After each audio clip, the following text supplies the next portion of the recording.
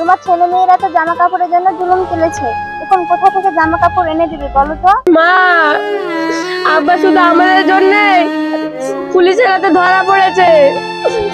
আমি ঈদের জামা নিব না। মা, আমি আর নিব না, যা করে হোক আমার আব্বুকে বাড়ি ফিরে এসে দাও। আল্লাহ, গরিব মানুষদেরকে দেখতে পাও, যত বিপদ তুমি আমাদের কপালে দাও।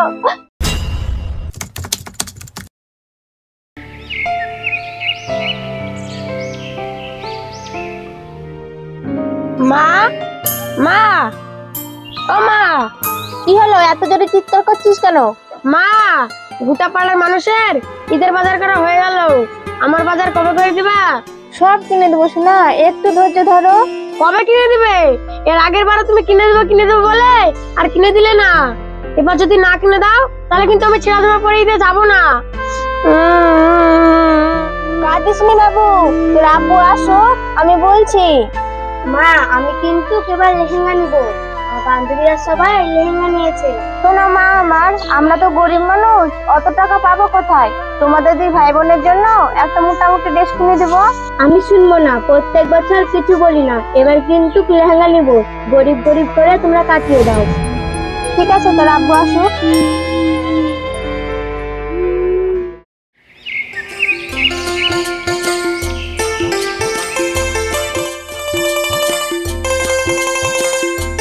ওগো শুনছো, তোমার ছেলে মেয়েরা তো জামা কাপড়ের জন্য জুলুম চলেছে, এখন কোথা থেকে জামা কাপড় এনে দিবে বলো তো? ওদেরই আবার কি দোষ বলো, ওরা তো বাচ্চা। আমি এমন হতদরিদ্র বাবা যে এই বছরের দিনে ছেলেপেলের মুখে একটু হাসি ফোটাবো সেটুকু ক্ষমতা নেই আমার। তুমি যেখানে কাজ করো তোমার মালিককে গিয়ে একটু বলে দেখো না, যদি কিছু টাকা দেয়। আমি মালিককে বলেছি, কিন্তু মালিক হচ্ছে ভীষণ রাগী লোক, ও আমার কোনো কথাই শুনতে চায় না। ঠিক আছে, আর একবার আমি বলে দেখবো।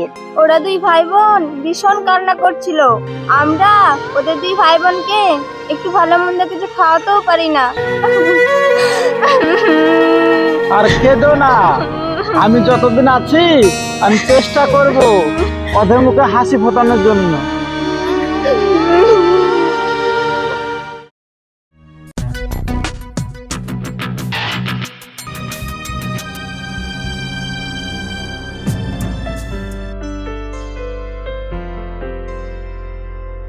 মালিক, একটা কথা বলছিলাম।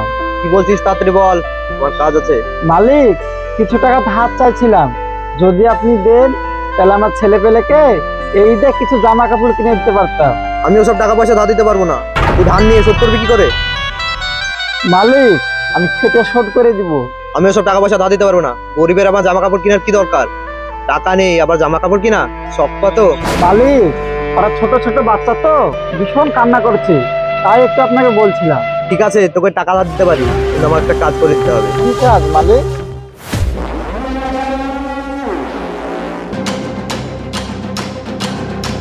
এই ব্যাগে কিছু জিনিস আছে, যা তোকে এই ঠিকানায় পৌঁছে দিতে হবে। ঠিক আছে মালিক, আমি এটা নিয়ে যাচ্ছি, আপনি আমার বাড়িতে কিছু টাকা পৌঁছে দিবেন। আচ্ছা, আগে পৌঁছে দে, তারপর দেখছি।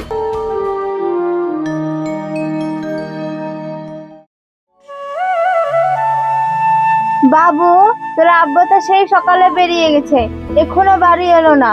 ও কোথায় গেল, ওর কি হলো? আমার কিছু ভালো লাগছে না। মা, চলো না, আব্বু যেখানে কাজ করে সেখানে দেখে আসি। হ্যাঁ চল। বৌদি, ও বৌদি। হ্যাঁ দাদা, বাড়িতে আছি, এসো। বলছি, সমজানের কোনো খবর পেয়েছো? না গো, ওই নিয়েই তো আমি ভীষণ টেনশনে আছি। সমজানকে পুলিশে ধরে নিয়ে গেছে। ওই শালা মালিক প্ল্যান করে ওকে ধরে দিয়েছে। আমার স্বামী কি এমন অপরাধ করেছে?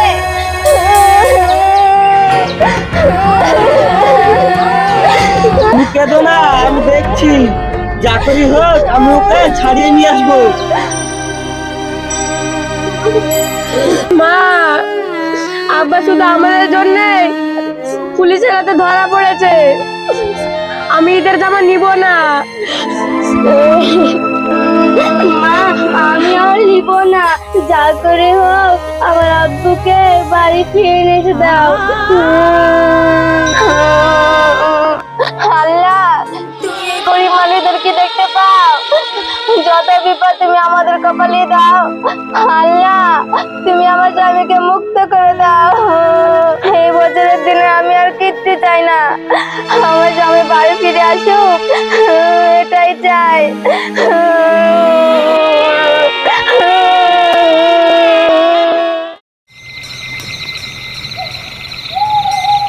অনেক রাত হয়েছে, শুয়ে পড়, তোদের আব্বু ঠিক চলে আসবে।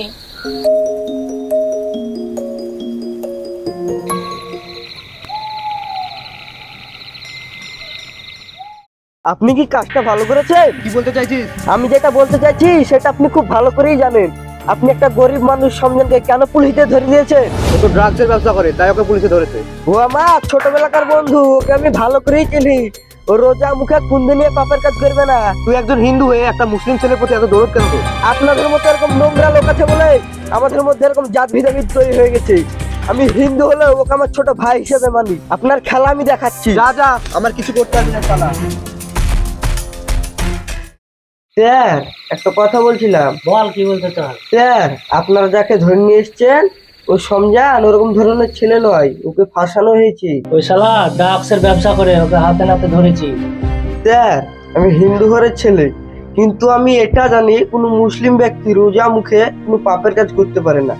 স্যার আপনি একটু ভেবে দেখুন, ওকে ফাঁসানো হয়েছে। ওর হাতে ব্যাগের মধ্যে আমি ড্রাগস পেয়েছি। স্যার আসলে ড্রাগসের ব্যবসা করে ওই ও কি সওদাগর, আসলে পরে কি ও এই গরিব মানুষ বলে একে ফাঁসানো হয়েছে। আচ্ছা ঠিক আছে, আমি তদন্ত করে দেখছি। ও যদি নিরপরাধ হয় ওকে ছেড়ে দেওয়া হবে। Thank you sir. তুই টেনশন করিস না, আমি আছি, যা করি হোক আমি তোকে ছাড়াবো।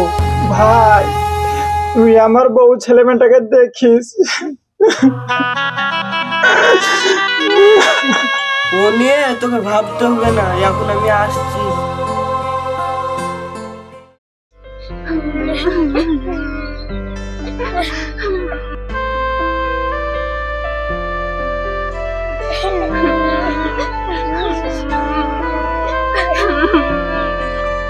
বৌদি দেখো তোমাদের জন্য কি এনেছি। এই জামা প্যান্টটা হচ্ছে রাজার জন্য।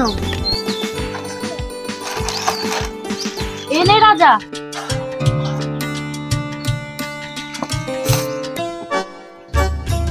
এই জামাটা হচ্ছে সাথীর জন্য, এনে সাথী। বৌদি এই শাড়িটা হচ্ছে তোমার জন্য,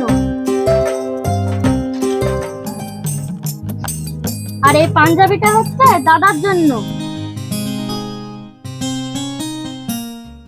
তুমি তো ভালো করেই জানো তোমার দাদা বাড়িতে নেই। আমি সব জানি, আমার স্বামী ওকে ছাড়ানোর অনেক চেষ্টা করছে, যে করি হোক না কেন ওকে ছাড়িয়ে আনবে। বৌদি তোমাকে যে কি বলে ধন্যবাদ দেব আমি ঠিক পাচ্ছি না। ধন্যবাদের কি আছে, যদি আমরা বিপদে পড়তাম তাহলে তোমরা দেখতে না। এই বিপদের দিনে আমার কাছের মানুষও আসেনি। বৌদি আমার স্বামীকে ছাড়বে তো? ছাড়বে না মানে? সমজান কি কোনো অপরাধ করেছে নাকি যে ছাড়বে না? এই দেখো তোমার স্বামীকে নিয়ে এসছি। দাদা তোমার এই ঋণ কোনোদিনও শোধ করতে পারবো না আমি। তুমি একজন হিন্দু ভাই হয়ে যে উপকারটা করলে আমার, তোমার কাছে সারা জীবন কৃতজ্ঞ থাকবো। এ কি বলছো বৌদি? হিন্দু মুসলিম বলে কিছু নেই, সবার উপরে মানব সত্য, তার উপরে কিছু নেই। যত হোক না কেন আমরা মানুষ। তুই আমার আপন ভাই সুমন, তোর এই ঋণ কোনোদিন শোধ করতে পারবো না। একসাথে ছোট থেকে বড় হয়েছি, বেশি বকলে মুখে ঝেড়ে দেবো।